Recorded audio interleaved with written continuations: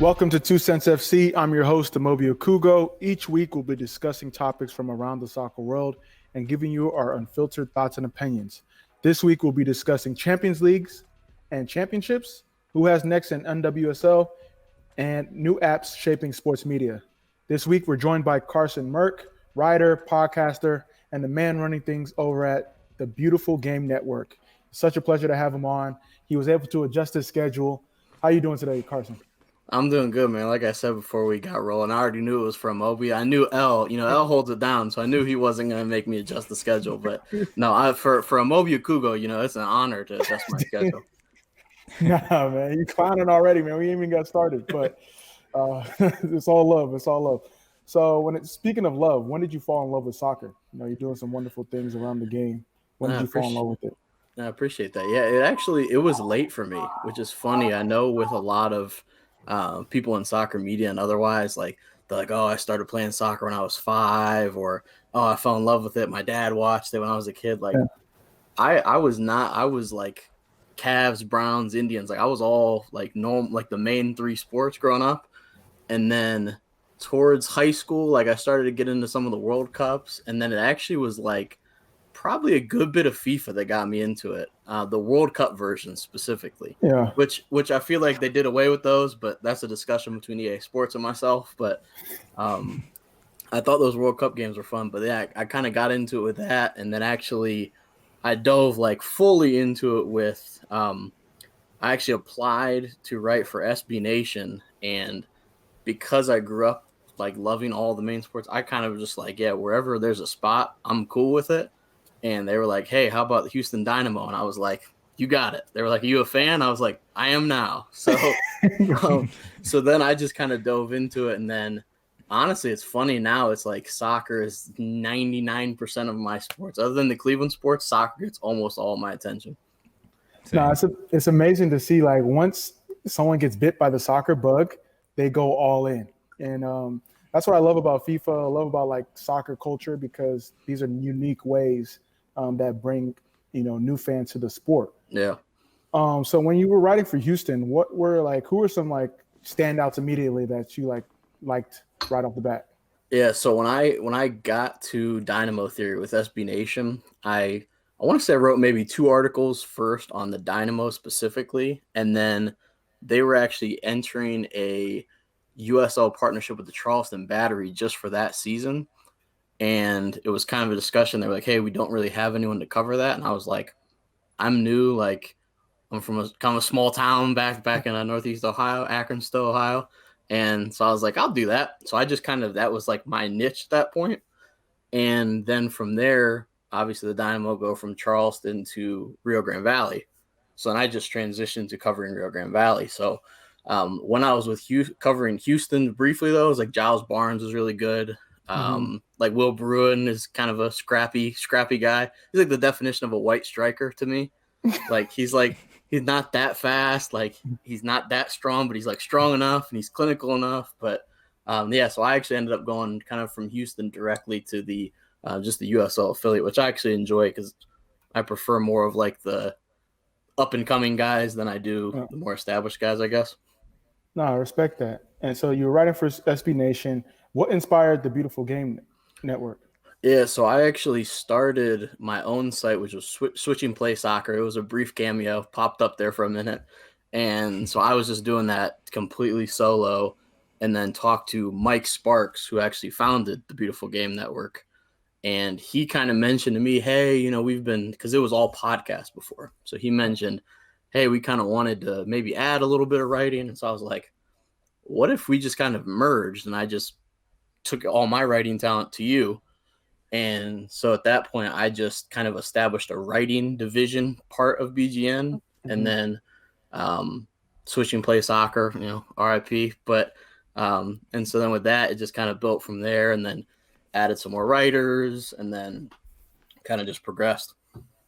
No, I love that. I think it's really important that people take that advice of sometimes it's better to collaborate. The team, you can get so much farther with the team. And I think, you've done that, and we've learned from that as well with 2 Cents sports and 2 Cents FC. Like, Yeah. if, like you said, we had to readjust the schedule, that's not Yeah. possible if L's not around. Like, Yeah. and what And I bring and his bring is crazy.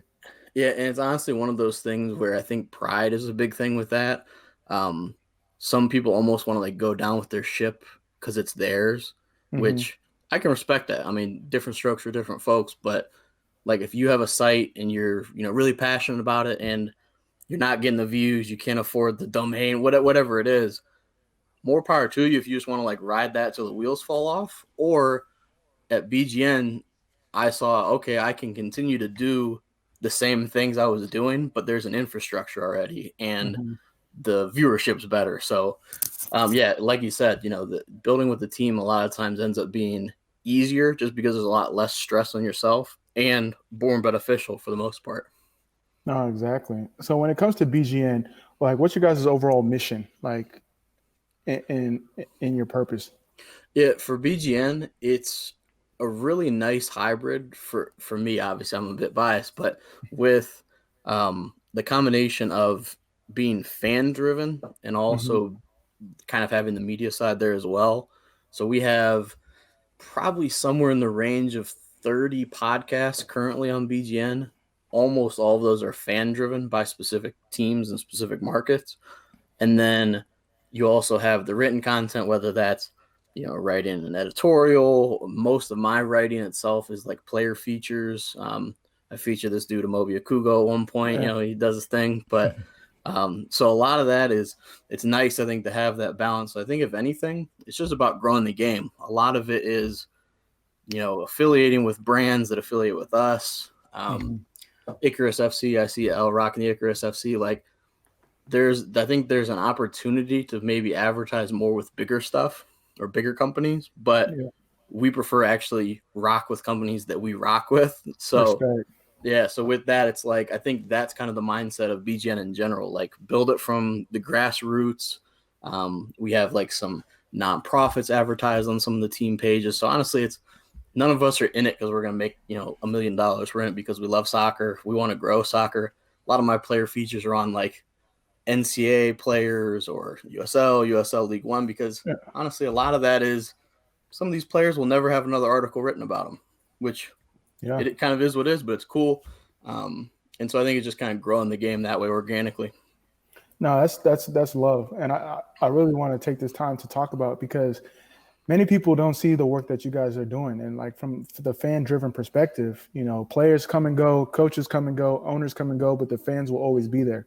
So what you guys are doing is amazing, and for the people that don't think that we don't see the stuff, like as players, as coaches, like we are consuming that content. Yeah.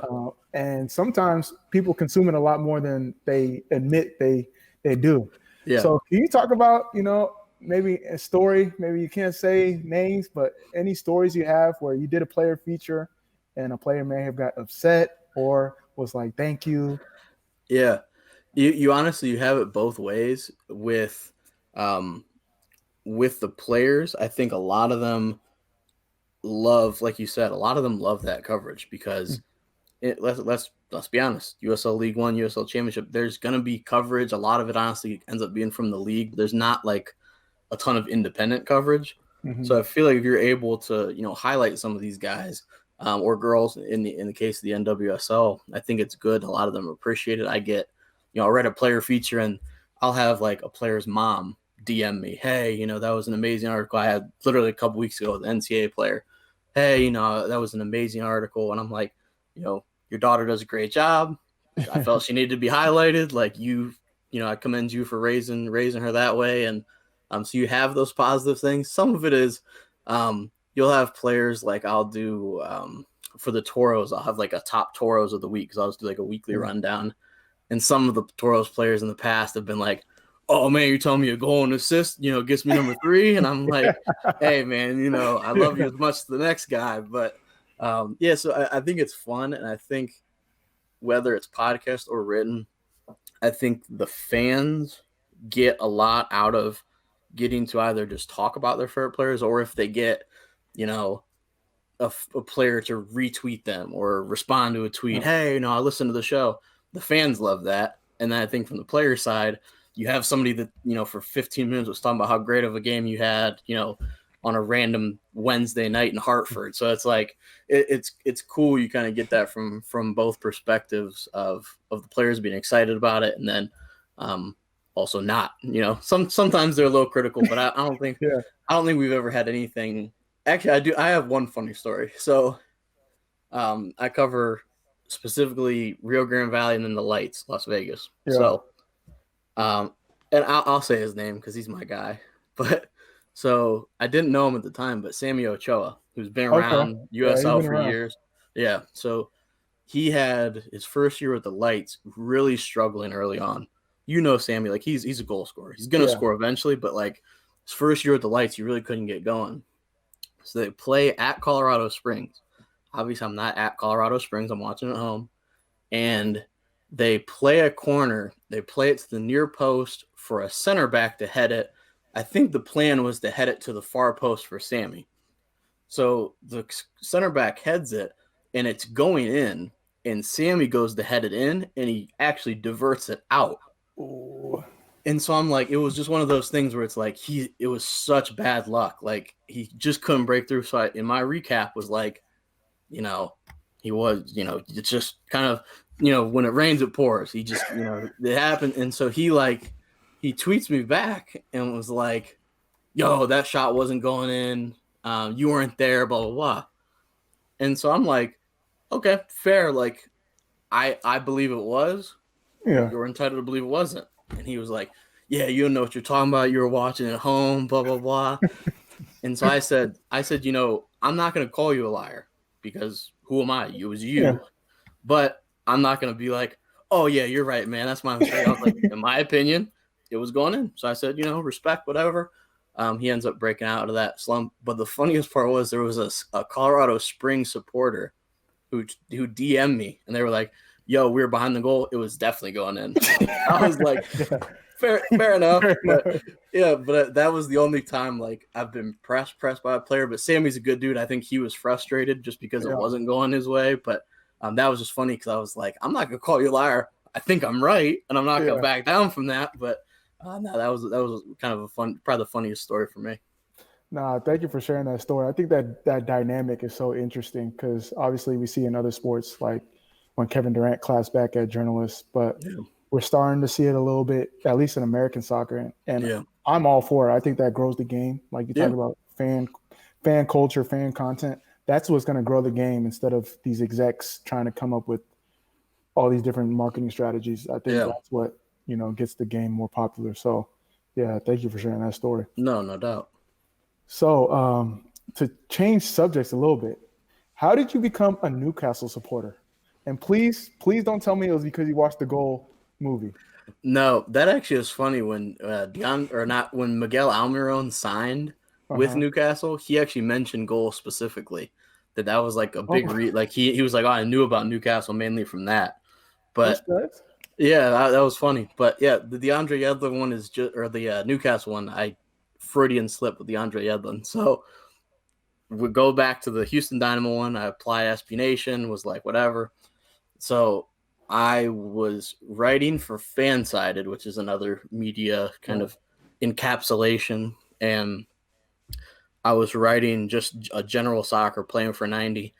And one of the heads of the soccer division was like, hey, do you want to be like kind of a site expert for one of these teams? I was like, oh, yeah, for sure. New opportunity, whatever. And so there was like maybe 3 or 4 teams. And I know Rangers was one of them and Newcastle was one of them. So I literally picked Newcastle because of DeAndre Yedlin. I grew up, again, right outside of Akron, Ohio, and he obviously went to Akron. And so I was like, oh, right when I saw Newcastle, it like clicked. I was like, oh, DeAndre Yedlin. And so I was like, yeah, fair. So I was like, yeah, Newcastle is me. So then I was like, I'm rolling with it. Respect. I can respect that story, Yeah. I can respect that story. Those Akron teams were like, growing up, I was like, early teens, those Akron teams were stupid loaded. Like, don't get me started because all my boys on that squad, they still talk about it to this day. Oh, man, like Nagby, Yedlin. That they had, so when it comes to like college soccer, at least for the last 10, 12 years in terms of talent, they're top. They're top for sure. Yedlin, Nagby, The I list goes on and saw, yeah, Zakuani. on.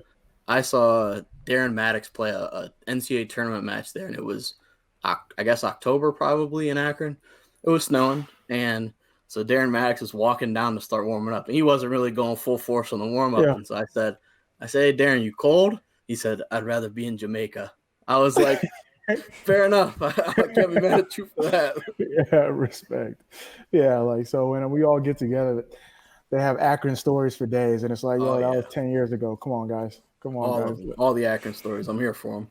Nah, it's funny. So, obviously, you're an excellent writer. You're doing stuff with the Beautiful Game Network. I mean, you're doing stuff before with SB Nation and other platforms. Mm-hmm. When you got into the soccer journalism, did you have any favorite soccer journalists?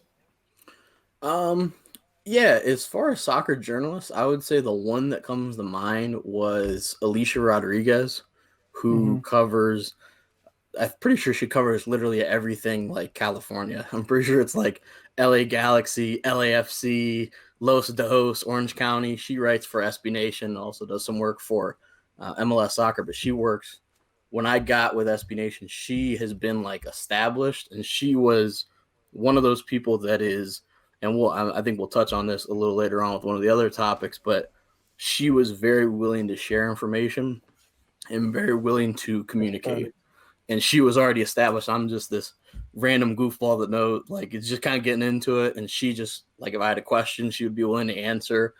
She always encouraged, like, additional ideas and collaboration and stuff like that. So I would say Alicia Rodriguez. Then a lot of those guys, even outside of writers, like our boy Scams on Twitter. Yeah. He's my least favorite and my favorite person because he's wild, but he's another guy that, if I have an idea or something, I'll kind of bounce ideas off him because I respect his opinion. But Zito as well. So a lot of the funnier soccer Twitter guys seems to be like Yeah. that's my crowd. No, I respect that. Yeah. I don't know when I got introduced to them on Twitter, but I felt like my soccer Twitter following was so much more uh, engaging when I follow you, Scams, Zito, like all those, Aaron. Yeah. So it's like, Yeah, Aaron West. Yeah, of course, Aaron West as well. Yeah, it definitely it makes it more engaging, and it definitely like it's so much crazier. But they have such good insight. But it's so wild. Like yeah, I'll message it. I'll like always respond to like one of Scam's tweets. I'm like, dude, like you just want to watch the world burn. Like it's just like he could say something so subtle, but he like throws some crazy like Dr. Umar Johnson video on there. I'm like, dude, like I'm like, where are you getting these uh, gifs and memes at? Like, yeah, he has like a whole database, I think, of like wild gifs and yeah, short videos, and yeah. But those guys, I anytime I can pick their mind or throw an idea their way, I always take advantage of that. no respect. Sometimes I'm like, yo, you got to chill because I'm trying to retweet it, but then I'm like, actually, I don't think I should. So, Well, especially being white, sometimes there's something where like I think it's funny, but I'm like, yo, like this has the N word in it. And I'm not so sure I can fire this off, guys. Like I'll give you a like, but I don't think I can do this. no respect. So speaking of some new voices in Black soccer, what do you think of the state of Black voices in American soccer media? You mentioned some guys that are kind of freelance, but not like Yeah. within the media circle. So talk about what you think about that and Yeah. give any insight. I think it's under not underperforming, it's underrepresented. That's the word I'm looking for. And I don't think anyone would disagree with that. I just think I know you guys had Jason on last week. Jason is probably one of probably I would say my best friend in soccer media. Just overall good dude, funny dude, and guys like him. He has great insight. He has not only does he have great insight and he's a good guy, he has like a lot of experience doing this. So a lot of the things we've seen, especially in 2020, where there has been a lot of turmoil as far as race, it shouldn't be a white person coming up with these narratives or these initiatives, I should say. It should be somebody who this directly affects and who has experience in that. So I think if anything, there just needs to be more of a conscious effort to bring more Black people into soccer media, keep them in soccer media, and promote them in soccer media. I think it's different to if you hire, a Black writer, and I mean, like Jason said last week, he's done some work for obviously BGN, but also the USL websites and stuff like that. That's cool and that's great. You're getting kind of that frontline stuff out there, but promote him and then get him up to a point where he's able to hire more Black writers and he's able to Yeah, find more Black media creators, and also um, come up with then it is more coming up with larger scale things than it is just, hey, I'm going to write an article about this topic. It's, I think as a company we should do this, or as a team, instead of putting out a random statement about Black Lives Matter, we should do this. So I think if anything, there just needs to be a conscious effort to engage that more and just bring more people on board. no, I respect. And so, what is your grand vision for BGN? I mean, you guys are doing a wonderful work. For anyone listening, make sure you guys check them out. If you guys aren't already, I would consider you guys one of the big players in the soccer space, at least from an American standpoint. So, Yeah. what's your guys' grand vision? World Cup's coming here, Yeah. Olympics is coming here. What you guys Yeah. got?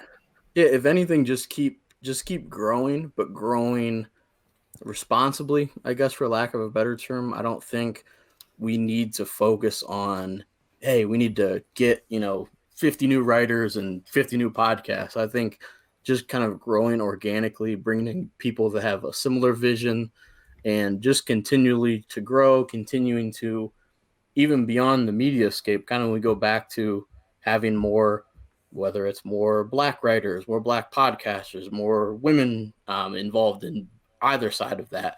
We've had a couple of different photographers that are great photographers, also happen to be women. They want a little more, visibility on their photos. Feel free, send them our way. Throw up a photo gallery from, one of the matches. So I think if anything, just grow, and obviously that helps our coverage, and also grow in the sense of doing more for underrepresented communities, and also doing more outside of the media stuff, just specifically like if we can advertise more nonprofits, or if we can do charity stuff. We're lucky, honestly, we have Hugh Roberts and Brandon Miller who both have podcasts with BGN, and I can't even begin to start talking about Hugh Roberts. That guy has done Yeah, they're doing amazing work. unbelievable stuff with just all on the field, obviously, but Yeah. then also off the field. So to have those guys, and again, that's another guy. If I can, hey, I have this idea, the Black Players Alliance. I did a few articles with them where I was just trying to just kind of pick their brain, because honestly, a lot of that with BGN, and then with some of the stuff with me specifically, a lot of that isn't for me. Sometimes I'll even like take my byline off and just leave it like BGN staff as the writer, because I just Hmm. want to get their voice out there. Like That's those, true. like the Black Players Alliance, I ask them questions about, hey, has the league done enough to support you guys when you do this? How important is voting? How would you feel if your owner, kind of like when we're dealing with crazy stuff with Charlotte and Real Salt Lake and the whole nine there?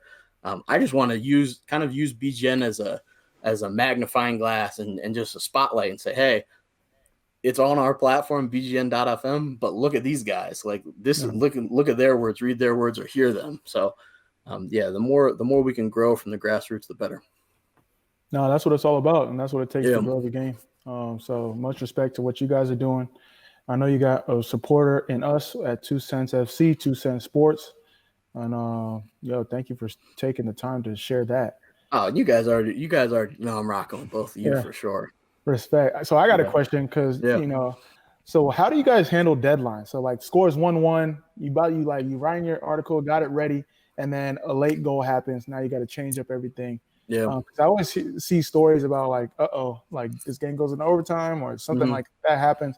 So take us through the process of like curating an article or curating content Yeah. and going from there.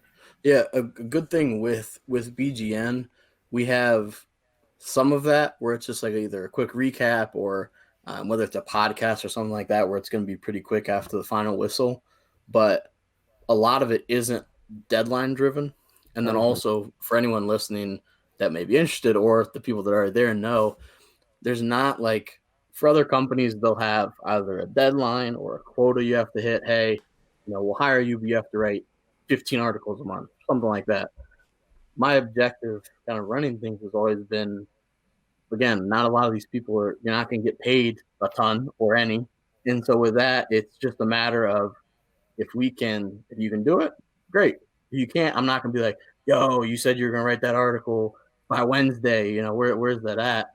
Just because it's not, I would rather somebody write when they feel compelled to write and not put somebody that, we have parents that podcast and write for us. So, somebody has a sick kid, I'm not going to be like, hey, John Doe, was waiting for that podcast to drop. Was your kid throwing up again? So it's just people have lives going on, especially 2020. Yeah. I mean, damn, everyone's got something going on. But so I think if anything, we kind of dodged that. But there have definitely been times where I've had an article kind of ready, like with the headline and everything, like gonna, end with a draw, and then either they score late or concede late, and I'm like, whoop, going to delete all of that, rephrase this. So it's definitely it can be a tightrope with that, but thankfully, like I said, we don't have a ton of like hard deadlines or anything like that.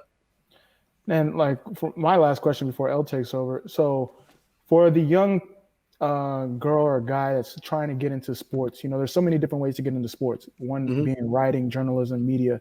What advice would you have for them? Because you fell in love with soccer at a later stage, and now you're doing wonderful things. Yeah. So what advice would you have for them? For that, I would say it's a tightrope between making sure not to turn down opportunities, but also don't allow yourself to be exploited in soccer media or sports media in general. Ball right there. Yeah, so I just think it's like if you're getting into it and you want to write for BGN, feel free. A lot of our writers and podcasters, they've never done it before. So it is something where, and you also have to be receptive to whether it's feedback or criticism or just anything like that. So with that, like I said, we have a lot of first-time writers, a lot of first-time podcasters. So it's something where they're like, oh, I'd love to get into writing. I'm not that good yet. That's fine. Join BGN. I'll edit the articles. I'll give you feedback on it. So I think it's that. I think it's not being scared to take those opportunities. Also not holding out for like a $50,000 a year, salary. You're not going to get that. But also, like I said, not to be exploited. Don't go to some place where they're going to demand, that number of articles and not either pay you fairly or not pay you at all. Yeah. It's just something where your personal well-being is more important than that. So, and you can get burnt out that way. I mean, I've talked to people that get into a situation like that and they're like, yeah, they just kept, having to write so many articles. I don't even like know what to write about. And I'm like, yeah, that's not good for anyone. Your content's going to be bad. Your psyche is going to be bad, and you're going to have a bad experience. So yeah, just be open to opportunities, but be open to the right opportunities, I guess. And honestly, feel free to DM me, DM the BGN, and we can definitely figure something out. That's love, respect. What you got for us, L? All right, so we're going to go ahead and switch gears here, jump over across the pond, and talk Champions League. So as we know, Champions League group stages are underway. So I want to get you guys' take or predictions on who do you think will make it out of the group stage. So we'll jump in here. We'll kind of look at it. So Group A, we have Bayern, Atletico, Salzburg, and Lokomotiv Moscow. Who do y'all think? I think it's already ranked as it's going to be. I was gonna say it's funny they put it in that order. I know it's alphabetical, or it might not even be alphabetical, but it's gonna be Bayern and Atletico for sure. All right, so Group B, we got Real Madrid, Shakhtar Donetsk, Inter, and Mönchengladbach. This one's been wild. How about Real Madrid losing or trailing by multiple goals in both matches so far was crazy. I predicted on the other football podcast Real Madrid and Inter would go through, and I actually have Inter as a dark horse. But I'm getting a little nervous, man. I don't know.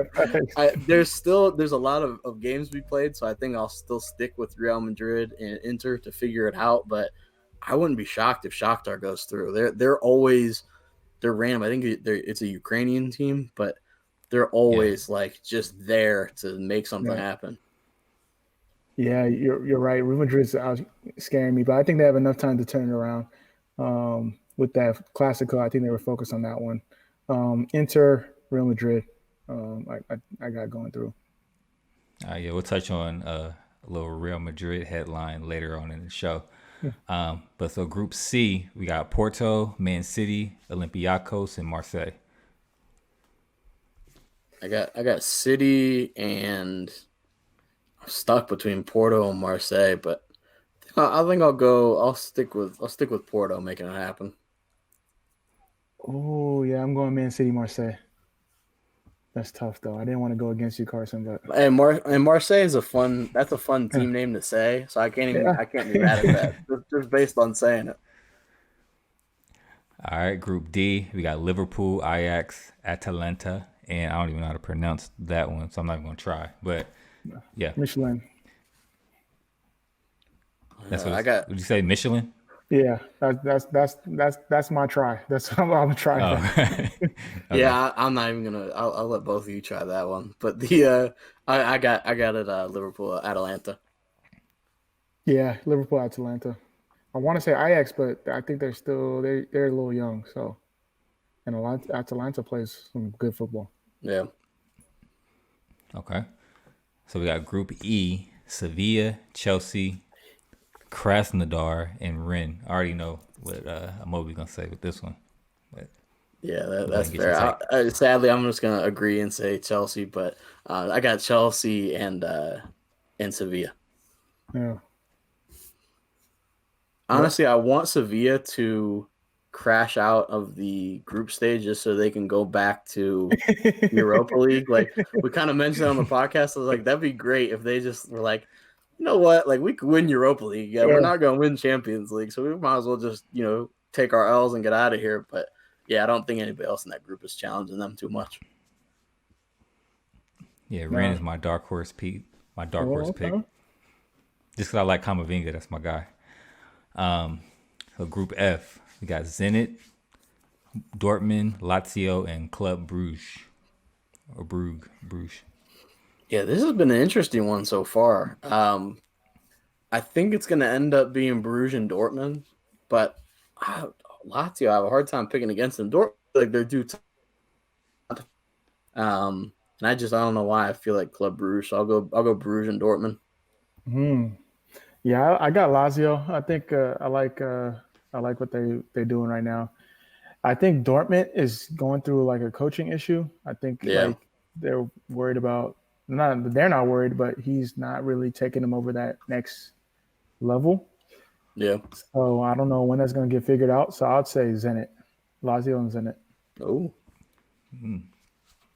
Yeah, too much talent to be flaming out of the Champions League. That's what I'm saying. Yeah. All right, so Group G, we have Juventus, Barcelona, Dynamo Kiev, and I'm not going to try that one either. Oh, yeah. What team is that? I have no clue. Ferencvaros, maybe something to that effect. Let's just go with the ones we know: Barcelona and Juve. Yeah. What'd you say, Amobi? Oh yeah, I completely agree. I think Barcelona, Juve. Sad that we couldn't see Cristiano play against Messi, but maybe they meet in the knockout round or next round. Don't they do a return leg, like a home away? Yeah, and the away leg. I mean, sorry. All right, we have Group H, which is I think the group of death this year. So we got Paris, Man United, RB Leipzig, and Başak Şehir. Out to Başak Şehir, it's Demba Ba, and I think Martin Skrtel is on over there as well. Yeah. I always like the Turks tend to collect the one. So when I see like Papi Cisse, Demba Ba pop up, but I think I'm gonna go PSG United. I'm surprised you 2 wins. The PSG hasn't looked that good, but I don't think Leipzig. I don't trust them enough to make it happen. Yeah, I want to see the extent of Neymar's injury, but I still got Man U, PSG going through. It's going to be upsetting if Leipzig crashes out of the group stage. I know they're trying to make deep run, like similar to last year. But that group is so tough. So Yeah, for sure. I agree. So let's jump back over across the pond, back over here to the States and talk USL. So this week is USL Championship week. So we have League One as well as the USL Championship. But actually, some breaking news earlier today, due to COVID or some COVID spikes with Union Omaha, League One Championship has been canceled, and the Greenville Triumph have been declared the winners. First of all, let me get you guys' thoughts on that. Like, what do you think about that situation? That's tough. I mean, you play a whole season to get to that point, but everything with 2020 has to be a kind of adjustable on the fly. Just because yeah. COVID, again, it's a lot more serious than a soccer match. We all love soccer, that's why we're here. But I think the silver lining of the decision was Greenville, I think, was the best team in the league. So, if anything, the right team ended up winning. But yeah, I feel bad for Omaha. Honestly, feel bad for Greenville because you get that point to play a championship, hoist the trophy after winning it, and then you don't get that. But hopefully, the infected individuals or the positive individuals are fine. But yeah, that's tough. Amobi, I mean, I can imagine Nah, I getting to can't a even. final. Yeah, I can't rock with that one, man. You can Nah, postpone, you can adjust, you can figure out a way to. Obviously, the safety of the players and the other players and the staff and everything's most important. But just wait I 2 weeks. I was surprised that it seemed like I'm sure they consulted and everything, but it seemed interesting that they did go straight to cancellation, that there wasn't Yeah, like a, hey, we might, even if you go the route of we might cancel, but we're going to yeah. postpone for now and then cancel later. But yeah, they were quick with the cancellation. So I'm not Do you know sure. how many players were? I thought I saw two included somewhere, If but it's I two, could. then they had a whole roster. You know? Yeah, I could be making that up, but I feel like I saw two somewhere. And my thought is if they were that quick to cancel, maybe it was bigger than that, and maybe it like Yeah, because I know a lot of times they'll do like once a player tests positive or two players, they'll do like that contact tracing. So yeah. maybe they did that, and it was going to be like The whole squad. everyone, and the trainer and the coach. Yeah, So just for them to go that extreme route, and also the league I don't think would want to cancel that for any reason that's because true. like it's going to be on primetime TV on Friday. So I feel like if they cancel that, I would guess they had a pretty decent reason to, but I don't know. That's tough though. Yeah, it's real tough. I feel bad for the Omaha players and, like you Yeah, said, the Greenville players because yeah, for you know sure. it's like I don't want to say an asterisk next to it, but Yeah. you know. So Yeah, that's a rough one. So let's jump over to USL Championship. We got Phoenix Rising versus Tampa Bay Rowdies. Who's your pick? Go ahead, Amobi. well, we had Jason on last week. He thinks it's going to be like storybook. Yeah.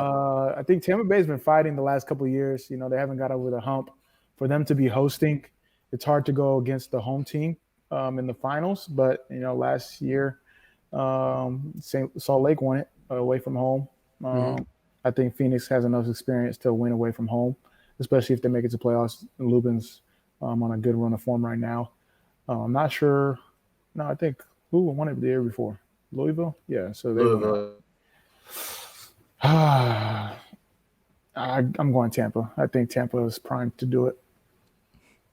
I'm going Phoenix. I think they're just too deep with talented players, and you've had like Solomon Asante is just when he's on, he's a problem. So I think I think they have too much firepower with I and this is funny. A quick PSA. So I tweeted it, but the Phoenix fans have been they've been tough to deal with. So I know personally great people that either work for the team, have worked for the team, or are just kind of around. So this is not an indictment of Phoenix Rising FC, but they're almost like defensive and like defiant about their everything that's been like you got criticized for a homophobic slur. It wasn't like issue on the field. It was an issue. Yeah. It was an issue. Like it was a.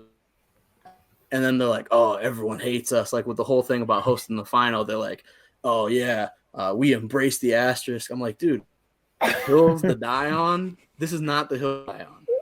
Yeah, And then I was like, really? This is like it reminded me of the Astros. Like Astros fans, they get busted for cheating, and then people be like, yo, the Astros are cheaters. They're like, oh, it's because we won the World Series. It's like, dude, you cheated to win the World Series. Like, are you really proud of that? But so I feel like Phoenix fans need to just like take a breath, realize there are issues larger than soccer. They had another thing this week where the fans go on the field to celebrate after they win the Western Conference final, and everyone on Twitter's like, doesn't seem responsible. And they're like, oh, people hating on Phoenix again. I'm like, because there's a pandemic and you guys are like kissing a trophy and like spitting in your hands and like high-fiving players. I'm like, well, thankfully, the Athletic reported there was no positive COVID test, which is great. But also they like Jeff Ryder is a great writer for the Athletic, and they act like he has like some anti-Phoenix narrative. And it's like because he didn't like a homophobic slur and because you guys are acting like jackasses after the match. Like, really? Is that an agenda? Because I also have that same agenda then. But who confirmed the no positive cases? Because it might be like a little Justin Turner situation. Yeah. That was crazy. And also I like that they said like he was, what do you say, reluctant or resistant to security. It's like you can't. That's what security is there for. If somebody's resistant or reluctant, that's what they're there for, to prevent that. But I'm not sure. I know the Athletic reported that there were no positive tests, which is good. That if they did that and they violated the protocols and everything, got sick, don't violate the protocols. But it's okay in the end. Respect. Because say Omaha Greenville situation happened in Phoenix. Oh, I'm sure the fans would be livid. But then they would say like the USL made it up and they didn't want them to win. Like there would be some conspiracy theory for sure. What I do know is going to be a good game. You know, you got some guys on Phoenix that used to play for Tampa, and some guys on Tampa that used to play for Phoenix, I believe, as well. So it's going to be a good game. And neither team has won before in USL, so that's cool. Respect. Yeah, that's really cool. Storyline. I thought Phoenix had one. I don't think so. I could be wrong, but they've won Supporter Shield and Western Conference 2 times. Yeah, they could. I mean, they couldn't even win with Drogba, but which is crazy that Drogba played in USL. Is still wild to me. Yeah. Well, that was a good run. Yeah. All right, so let's switch it up. Let's head over to the women's side in WSL. So recently we had Jamia Fields on the show. You know, Houston Dash. Yeah.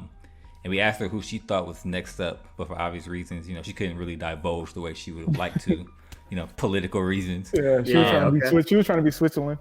Okay. Yeah, so since you cover a lot of the women's game, I wanted to get your Power 5 list of who you think's next up in NWSL. Like, you don't have to rank them by number, but like just your top 5. Who you think? Yeah. So the first one that comes to mind is Sophia Smith, who plays for Portland Thorns. She was hurt during this season, but she's super, super talented. Morgan Weaver also plays for Portland. She's also super, super talented, was a rookie.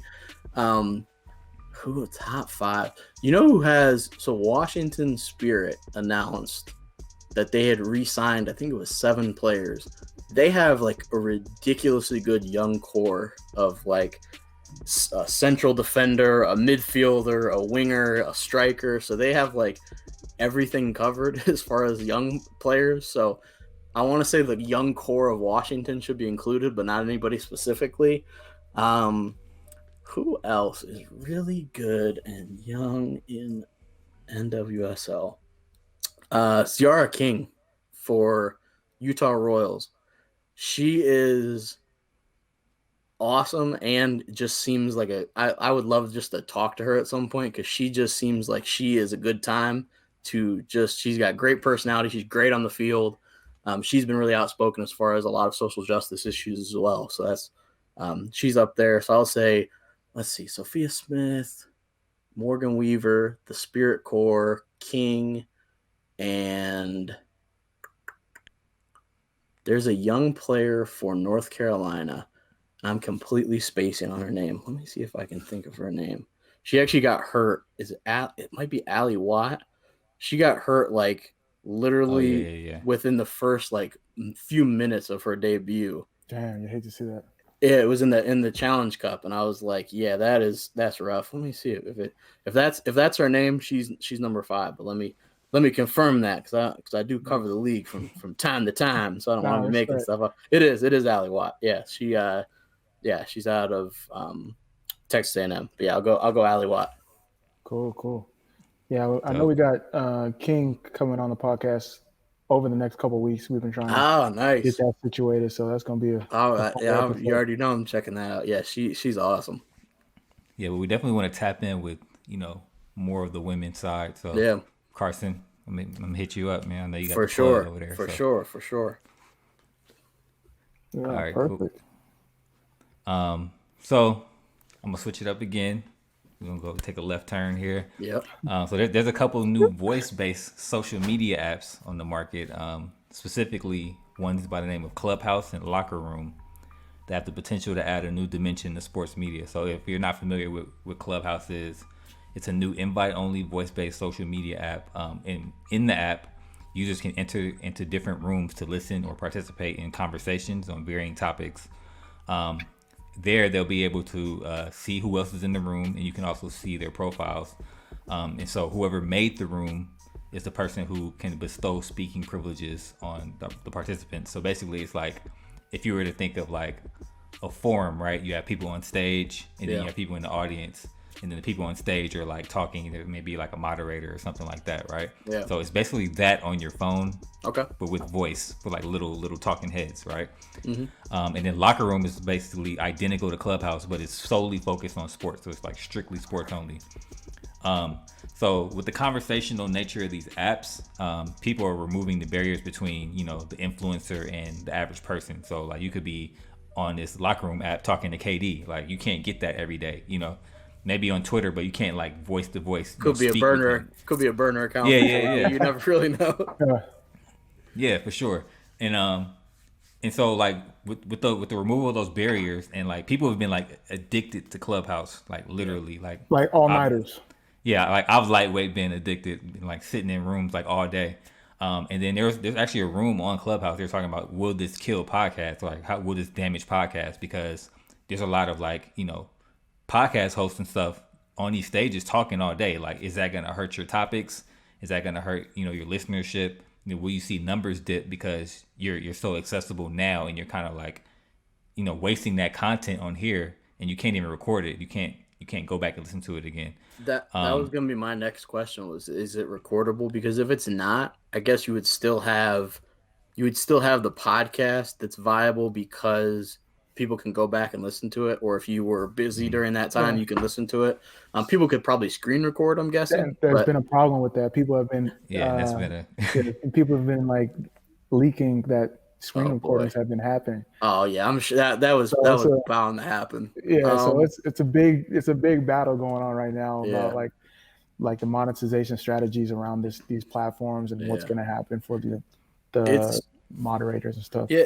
It's cool from the perspective of taking that barrier down, just because then you can communicate whether it's somebody that you admire or you want to ask them a question, your favorite player, or just a topic that you're interested in, and being able to exchange those ideas with somebody that you typically, I guess, wouldn't have talked to. But it's kind of funny.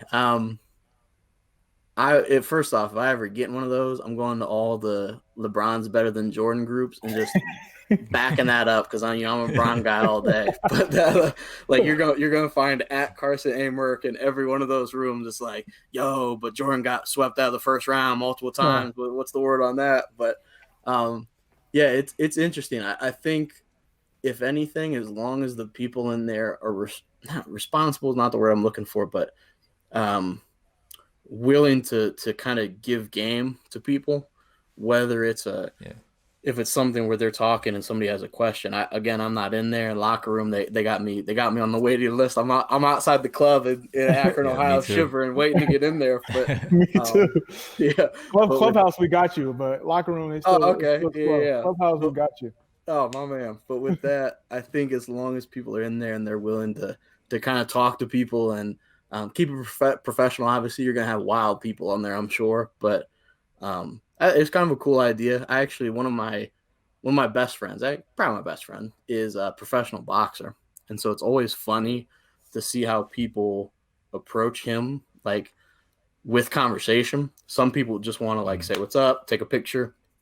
Some There was actually a playoff game back in Cleveland years ago when Brown was there the first time, and there was a big like Pacquiao fight coming up, and somebody came up and they're like, "Oh, Sean Porter, I'm a huge fan, blah blah blah." And they're like, "Oh, who do you think's gonna win that Pacquiao fight?" And he said Pacquiao, and they thought the other guy was gonna win. It wasn't Floyd. They were like, "Oh man, you're stupid. You don't know what you're talking about." Like, dude, you approached a professional fighter, Like, I'm a whole boxer. What are you talking and about? then was like, "Nah, you're stupid. You're wrong." Yeah, so I think it's gonna be interesting to see how people interact when you get that opportunity to talk to somebody that's a celebrity or an athlete or famous, whether you can be a reasonable person or if you just completely like pop off and it kind of goes south. But it's interesting. I don't know who came up with that, but it's interesting. Yeah, I think that's one thing that's been good about Clubhouse is you do have those people like those influencers, those celebrities or what have you, those experts in their fields have been willing to give a lot of game. And Yeah. that's kind of like a double-edged sword, right? So like Yeah. I'm giving all this game right now. Am I giving away my content that I can use on my other platforms, and so to that point I wanted to ask, like, I wanted to see, how do you think publications could use platforms like this? How can athletes use platforms like this? What are some ideas you think that they can use that to kind of leverage and supplement their other platforms? Yeah.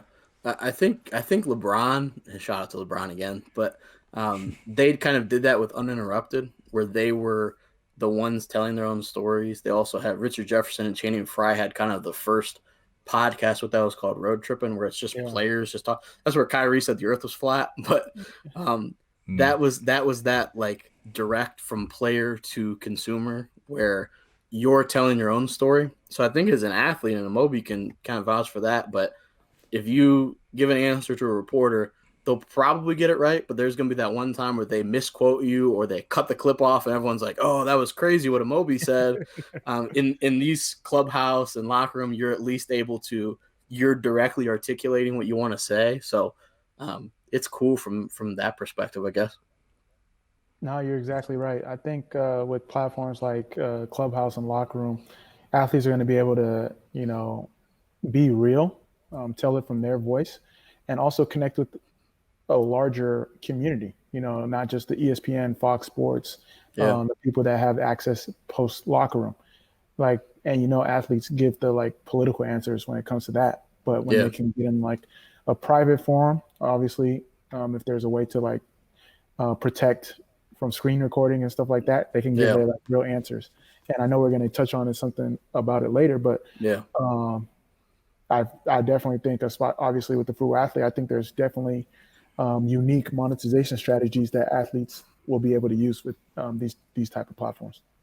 Yeah, it also will give an opportunity to an athlete that maybe you didn't think was interesting, for lack of a better term, but like somebody like Richard Jefferson, who as a Cavs fan, like I was like, yeah, he's cool, but and then he gets on this podcast and he gets on Snapchat, and I'm like, oh, Richard Jefferson's funny as hell. So I think you can get an athlete like that where you might be like, oh, so player X is talking. I'll go and click on that. And you're like, oh, he actually has like some really good insight and stuff like that. So I think it opens up for more, like Amobi said, monetization, and also just getting your brand out there where they're like, oh, you're not just Amobi Okugo, a talented soccer player. You also, something, a thing or two about finance and stuff like that. So you can kind of, talk your stuff on there.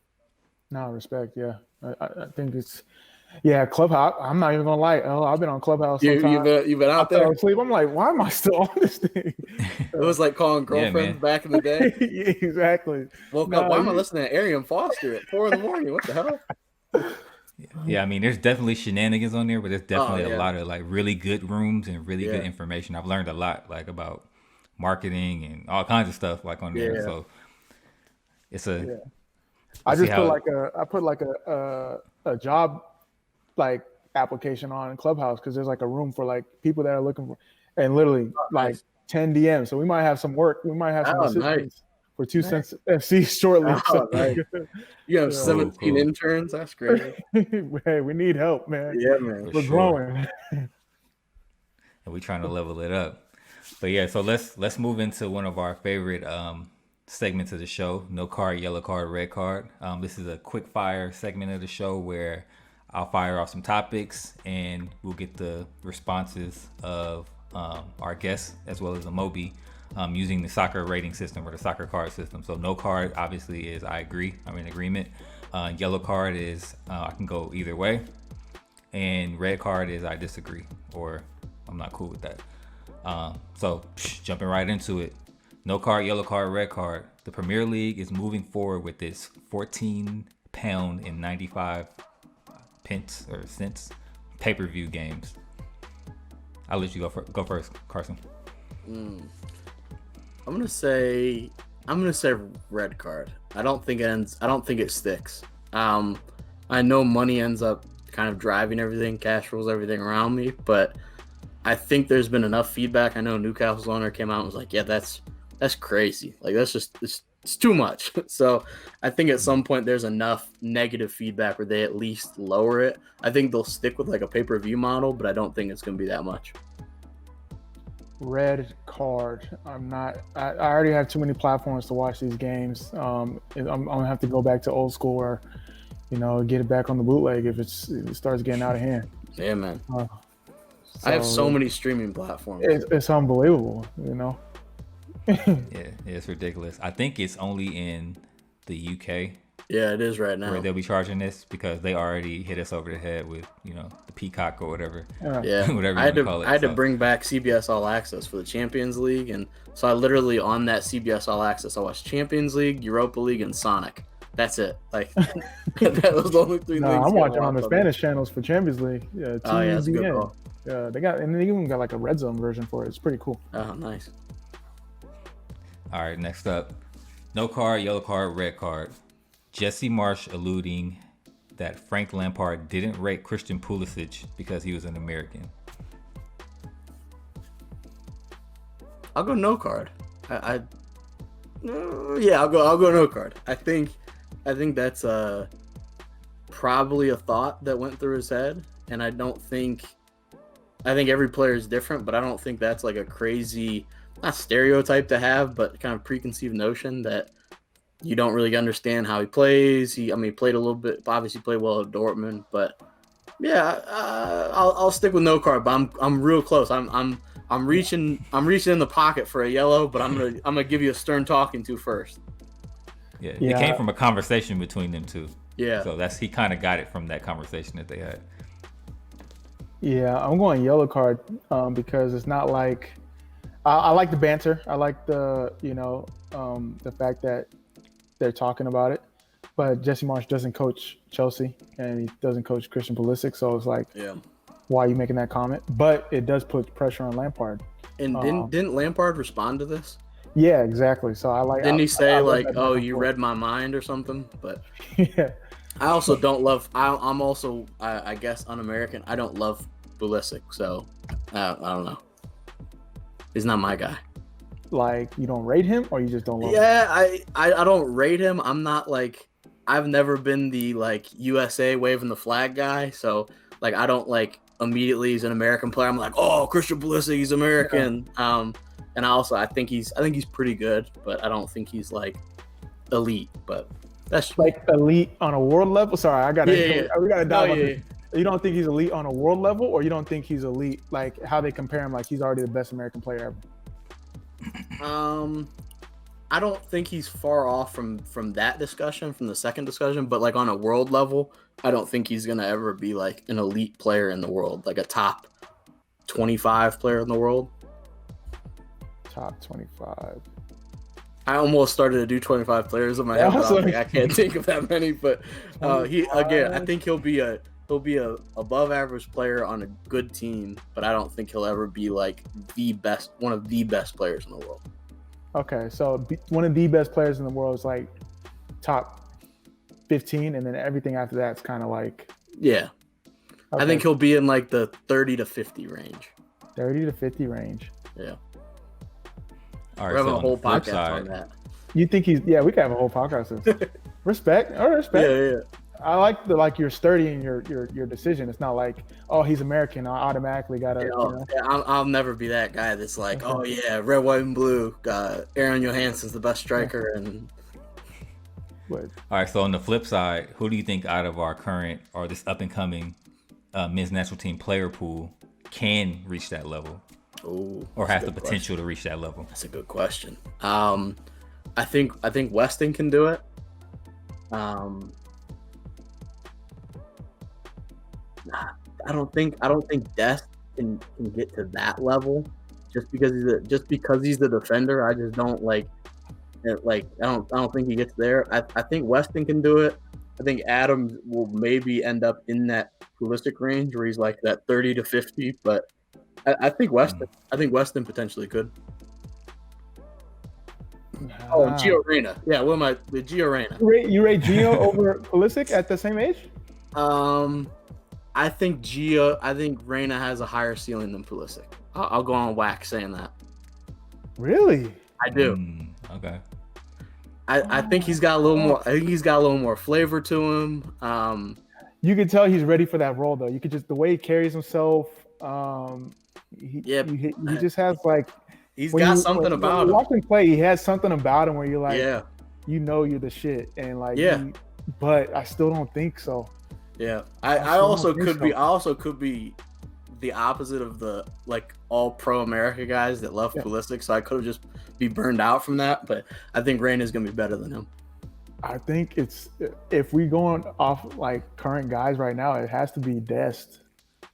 You think Dest? You think a it's just hard to defender can get that good though?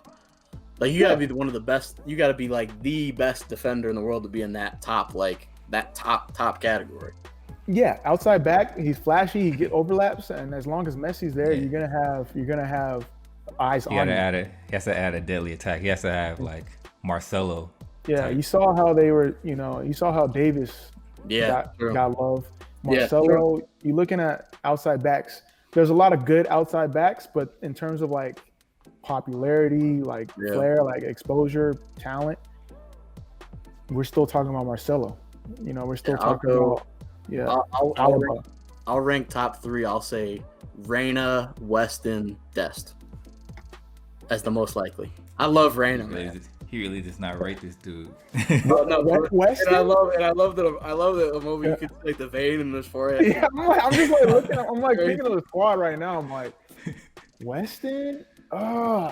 Nah, I don't think Weston got that. More dog in him than respect. He got that dog in him. Yeah. I think Weston does a lot better for U.S. men's national team than like club team, in terms of like, because he has that dog in him. When the game gets tough, he's the guy that getting in people's faces. The team's going to rely on. Like if I'm picking captain, I got to go with Weston. He got that dog. Yeah. But in terms of like FIFA club every day, week in, week out, I wouldn't even give him top 5. I don't think I can.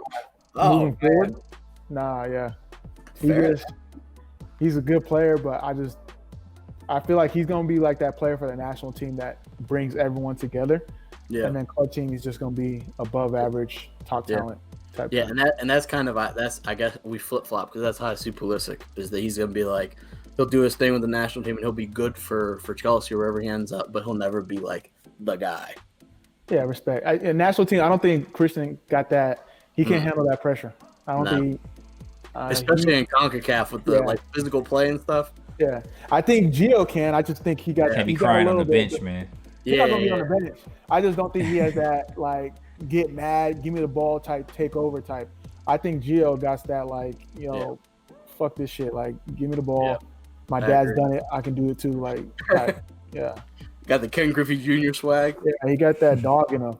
Christian, as good as a player as he is, I think he needs other people to kind of be in that dog fight. And he's a little whiny for me. He's injury prone. He's proven that already.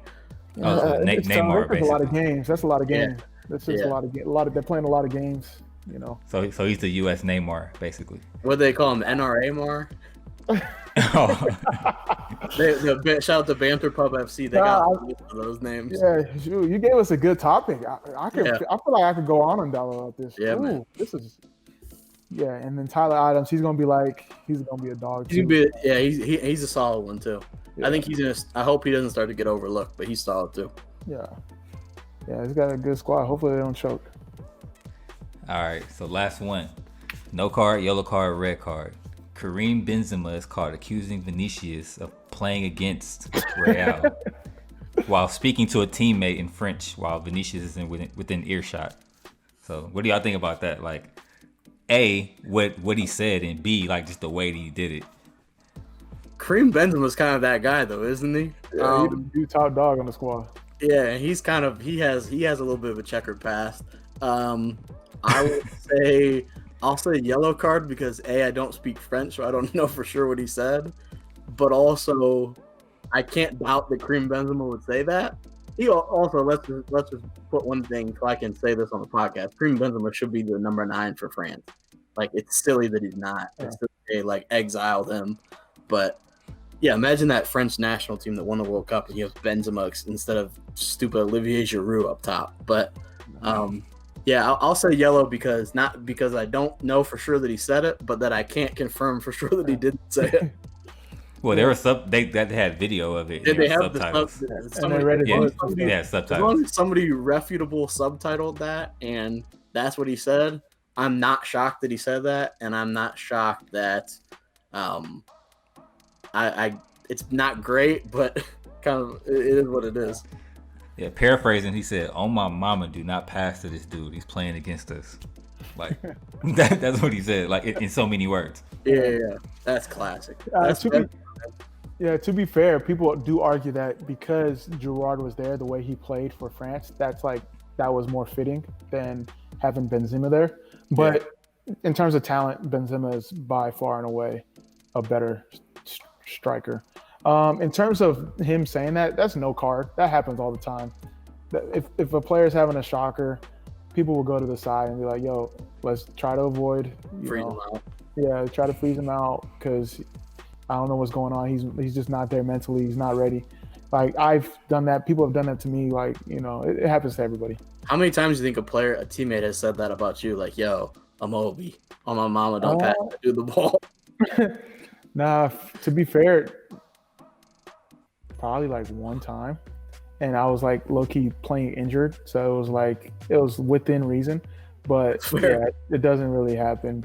But it does happen in terms of to other players, and I've witnessed it. I've seen it happen within my own team and other teams. Like on the field, like they'll say it out loud. Like there's a story. Henry was literally like telling somebody like, "Do not give him the ball. He is not ready. He's not ready for this moment. Play it to the other side, or like don't play it back to the goalie because he like just gave up." Yeah, that happens all the time. I played pickup ball on Fridays, and there's definitely a guy that. And it's funny, and not to go too far as we wrap up, but so it's one of my best friends is Haitian, and it's all his Haitian friends, and they don't speak any English while we play for the most part. They all are speaking Haitian, French, Creole, whatever like combination it is. And there's one guy where we're all like, "Yeah, don't pass that through the ball." The only thing I know in Haitian for communicating is "pronger," which means flop. So the whole time I'm like, "Pronger." That's so funny. Yeah, it's classic. But yeah, I could see that somebody's having a bad one. Yeah, and it's like sometimes it's more often when the guy is like, or the girl is like, you give him the ball, you're not gonna get it back. So they trying to dribble, they trying to show off. So it's more in that line instead of like, "Yo, he's having a shocker, don't give him the ball." So trying to be the hero. Yeah.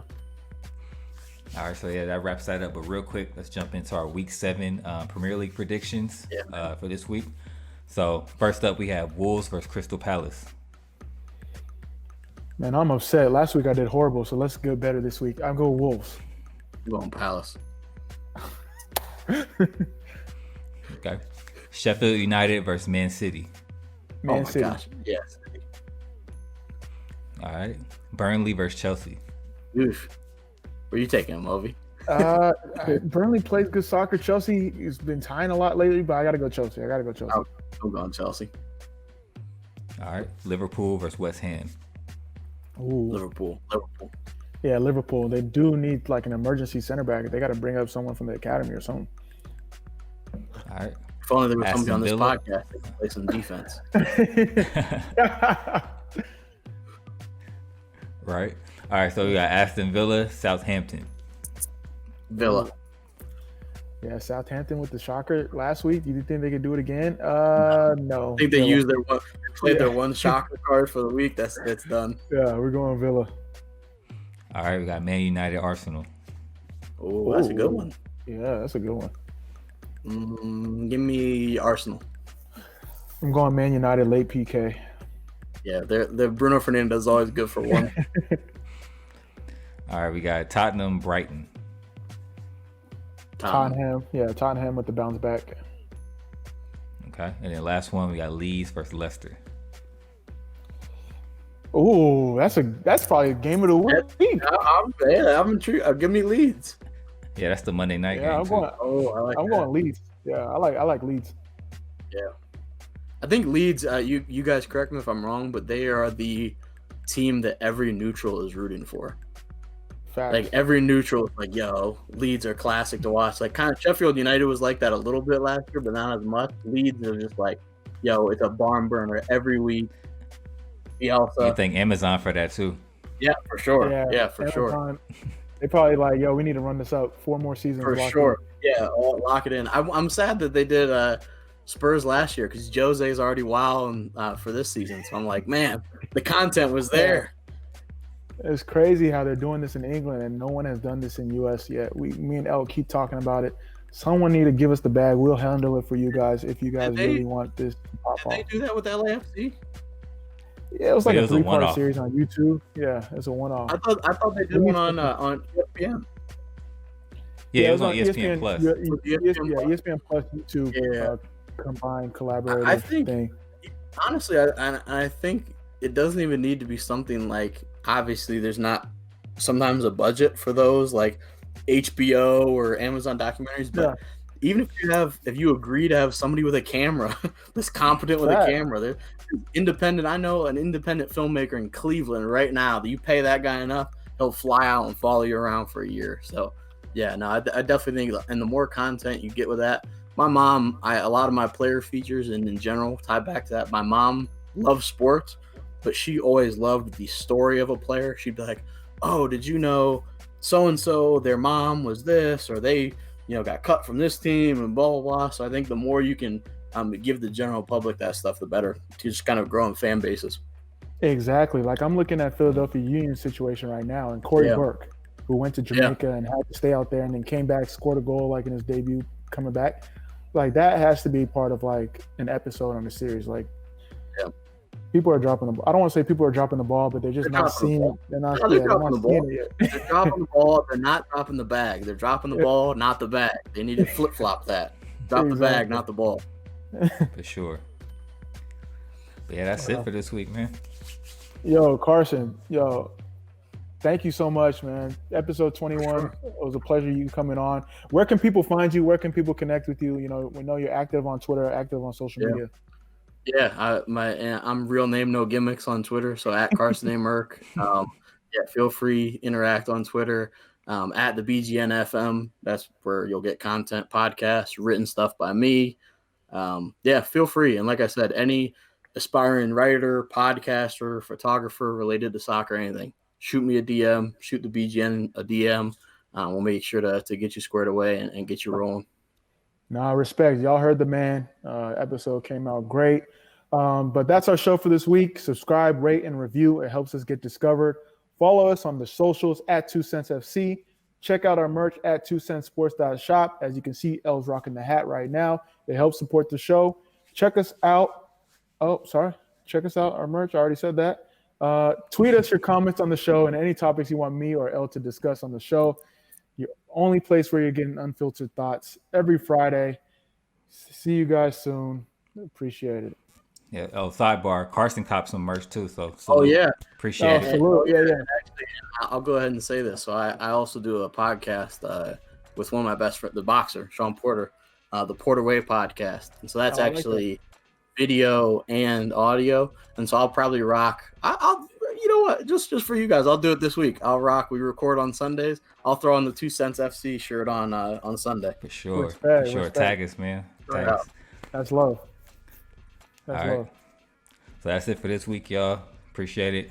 Yeah. Peace See out. you guys next week. I'm back on vacation mode.